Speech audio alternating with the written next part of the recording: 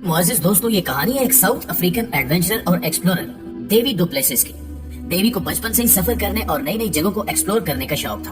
Amazon जाने से एक साल पहले यानी कि साल 2011 में भी डेवी 9000 मील तक साइकिलिंग कर चुके थे।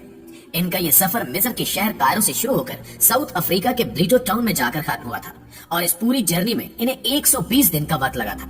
लिहाजा इस हिसाब से नई नई जगहों पर जाना इनके लिए एक आम बात थी और अपने इसी शौक को बरकरार रखते हुए साइकिलिंग के अपने सफर से लौटते ही डेवी ने अमेज़न जंगल की सैर का प्लान बनाया। इनका ये सफर अमेज़न नदी से शुरू होकर अटलांटिक ओशन में ब्राजील पर खत्म होना था। इस सफर में इन्हें करीब 5 महीने का वक्त लगने वाला था और इस सफर पर देवी अकेले ही बिना किसी सपोर्ट के निकलने वाले थे। लेकिन अमेज़न नदी कितनी ज्यादा खतरनाक है वो इससे बखूबी वाकिफ थे। इसलिए सफर पर निकलने से पहले इन्होंने इस नदी में पाए जाने वाले जहरीले सांपों और मगरमच्छों और बोल्डर जैसे जानवरों से खुद को बचाए रखने की पूरी तैयारी कर ली थी। नजरिग्रामी 1 जुलाई 2012 को देवी ने अमेज़न नदी के अपने सफर की शुरुआत की।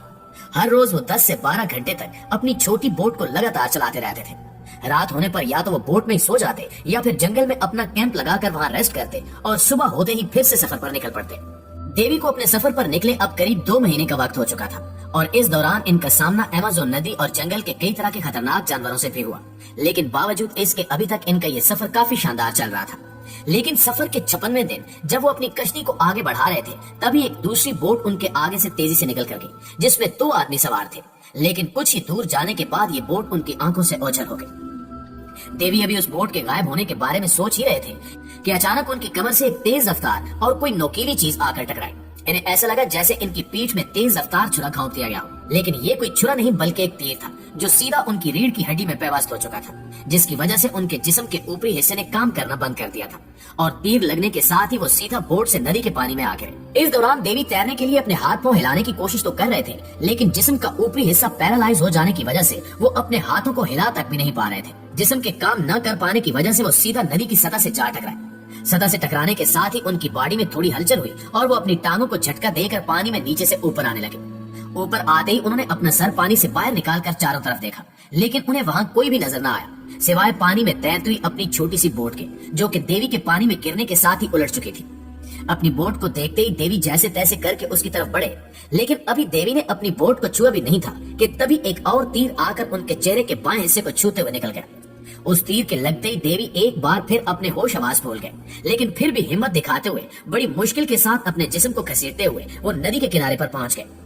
अभी देवी नदी के किनारे पर पहुंचे ही थे कि एक तीसरा तीर आकर उनके चेहरे के दाएं हिस्से पर लगा। उस तीर के लगते ही उनके चेहरे में एक सुराख हो गया और उनके जिस्म से काफी ज्यादा खून बहने लग गया और वो जमीन पर गिर गए। देवी को कुछ समझ नहीं आ रहा था कि आखिर ये तीर उन पर कहां से चल रहे हैं। देवी ये सोच ही रहे थे कि तभी उन्हें नदी में अपनी तरफ तेज रफ्तार के साथ आती हुई एक बोट दिखाई दी और उस बोट के किनारे पर आते ही उसमें से एक शख्स नीचे उतरा। ये वही शख्स और बोट थी जो अब से कुछ ही देर पहले देवी के सामने से होकर गुजरी थी और फिर कुछ ही देर में गायब हो गई थी। उस शख्स को देखते ही देवी को सारा माजरा समझ आ गया और इन्हें अपनी एक बड़ी गलती का एहसास भी हो गया, जो कि उन्होंने अपने इस सफर के शुरू होने से पहले ही कर दी थी। दरअसल उस नदी में पाए जाने वाले खतरनाक जानवरों से बचने के लिए तो देवी ने पूरी तैयारी कर ली थी, लेकिन इन सब के दरमियान वो खुद पर आने वाले एक खतरे को पूरी तरह से भूल चुके थे और वो खतरा था अमेज़न नदी के खतरनाक आदिवासी लुटेरे। ये लुटेरे अपने सामने आने वाले हर शख्स को मौत की नींद सुलाकर उसका सारा सामान लूट लेते थे। उन लुटेरों पर ना तो देवी का ध्यान गया और ना ही इनसे बचने के लिए उन्होंने कोई मंसूबा बनाया था। देवी को समझ आ चुका था कि उन पर तीर चलाने वाला कोई और नहीं बल्कि ये अमेज़न नदी के लुटेरे हैं और ये जो शख्स बोट से उतरा था इसका ही दूसरा साथी छुपकर इन पर तीर चला रहा था। देवी के दिमाग में ये सब कुछ चल ही रहा था कि तभी उन्हें जिंदा देखकर उस लुटेरे ने देवी को मौत के घाट उतारने के लिए एक लंबा और तेज धार चाकू निकाला। मौत को अपने इतना करीब देखकर अपने आप को जिंदा बचाने के लिए देवी के जिस्म में एक बार फिर से हिम्मत आ गई और वो उठकर भागने लगे।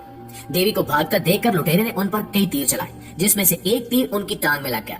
चौथा तीर लगने के बावजूद देवी लहूलुहान हो चुके थे और उनके जिस्म में न जाने कहां से हिम्मत और ताकत आती जा रही थी और पूरी तरह घायल हो जाने के बावजूद भी वो लगातार भागते जा रहे थे और भागते भागते वो कई मील दूर निकल चुके थे और अब वो एक ऐसी जगह पहुंच चुके थे जहां लुटेरों से तो उन्हें छुटकारा मिल गया था, लेकिन इनकी हालत अब काफी ज्यादा बिगड़ चुकी थी। इनके जिस्म से काफी ज्यादा खून बाहर निकल रहा था। देवी का दिमाग भी कहने लगा था कि शायद अब वो ज्यादा देर तक जिंदा नहीं बचेंगे, लेकिन उनका दिल था कि हार मानने को तैयार नहीं था। देवी जीना चाहते थे, लेकिन इस जंगल में इनकी मदद करने वाला कोई भी नहीं था। इसलिए देवी ने एक बार फिर से हिम्मत दिखाई और बुरी तरह से घायल हो जाने के बावजूद मदद ढूंढने के लिए निकल पड़े। किस्मत से लगभग 1.5 मील चलने के बाद उन्हें 2 आदिवासी मिले। देवी की हालत देखते ही वो उन्हें अपने साथ ले गए। देवी अब इस कदर घायल हो चुके थे कि अगर इन्हें वक्त पर हॉस्पिटल न पहुंचाया जाता तो वो किसी लम्हे भी दम तोड़ सकते थे। लेकिन नजदीकी हॉस्पिटल भी वहां से काफी दूर था और इन आदिवासियों के पास भी कोई जदीद सवारी नहीं थी जिससे वो जल्दी जल्दी देवी को हॉस्पिटल पहुंचा सके। इसलिए वो आदिवासी देवी को अपनी बोट में डालकर हॉस्पिटल के लिए निकल पड़े। नाज़रीन गिरामी, आपको बताते चले कि ये सब आदिवासी पैसों के लालच में कर रहे थे, यानी अगर वो देवी को हॉस्पिटल पहुंचा देंगे तो बदले में देवी भी इन्हें कुछ माल जरूर देंगे।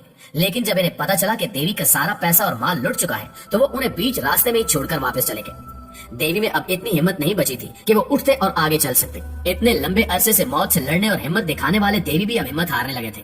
वो ये मान चुके थे कि शायद मौत अब उन्हें किसी भी लम्हे गले लगा सकती है, लेकिन इनकी किस्मत को कुछ और ही मंजूर था। दरअसल देवी को वहां से छोड़कर जाने के बाद दूसरे कबीले के आदिवासी उन्हें वहां मिल गए और उन्हें वहां से थोड़ा और आगे एक और जगह पर पहुंचा दिया। फिर आगे एक दूसरे कबीले के आदिवासियों ने उन्हें थोड़ा और आगे पहुंचाया। इस तरह अलग अलग आदिवासियों की मदद से देवी हॉस्पिटल तो पहुंच गए, लेकिन हॉस्पिटल पहुंचने के बाद भी इनकी मुसीबतें कम नहीं हुई। दरअसल हॉस्पिटल पहुंचने के बाद देवी के पास ना तो इलाज करवाने के पैसे थे और ना ही डॉक्टर देवी की जुबान समझ पा रही थी। इसलिए देवी ने अपनी मां को फोन करके सारा वाकया बताया। देवी की मां ने समझदारी दिखाते हुए फेसबुक पर इस वाकये को टालकर मदद की अपील की। देवी की मां का ये आइडिया काम कर गया और 2 लोग देवी की मदद के लिए हॉस्पिटल पहुंचे। हॉस्पिटल पहुंचते ही उन लोगों ने पैसे जमा करवाए, जिसके बाद डॉक्टर्स ने देवी की जांच शुरू की। देवी के जख्मों की जांच करने के बाद डॉक्टर्स ने कहा कि इनके पास कोई ऐसी फैसिलिटी नहीं है जिससे वो देवी का ऑपरेशन कर सके, जिसकी वजह से डॉक्टर्स ने देवी को पेरू के एक हॉस्पिटल में रेफर कर दिया। लेकिन अब सबसे बड़ी परेशानी ये थी कि शाम के करीब 6 बज चुके थे और रात के वक्त कोई भी जहाज उड़ान नहीं भरता था। लेकिन इसका भी एक तोड़ निकाल लिया गया और कमर्शियल एयरलाइन के जरिए देवी को अस्पताल पहुंचाने का फैसला किया गया। इनके साथ फ्लाइट में इनकी मदद के लिए वो 2 अजनबी लोग और एक डॉक्टर भी मौजूद था। लगभग 1 घंटे के बाद वो हॉस्पिटल पहुंचे और हॉस्पिटल पहुंचने के साथ ही डॉक्टर्स ने देवी का इलाज शुरू कर दिया। नाज़रीन गिरामी, देवी के जख्म इतने गहरे थे कि इसका अंदाजा आप इस बात से ही लगा सकते हैं कि इन्हें 12 दिनों तक आईसीयू में ही रहना पड़ा और करीब 1 महीना इन्हें हॉस्पिटल में गुजारना पड़ा। 1 महीने बाद जब डॉक्टर्स को लगा कि देवी अब खतरे से बाहर हैं, तो इन्हें हॉस्पिटल से डिस्चार्ज कर दिया गया।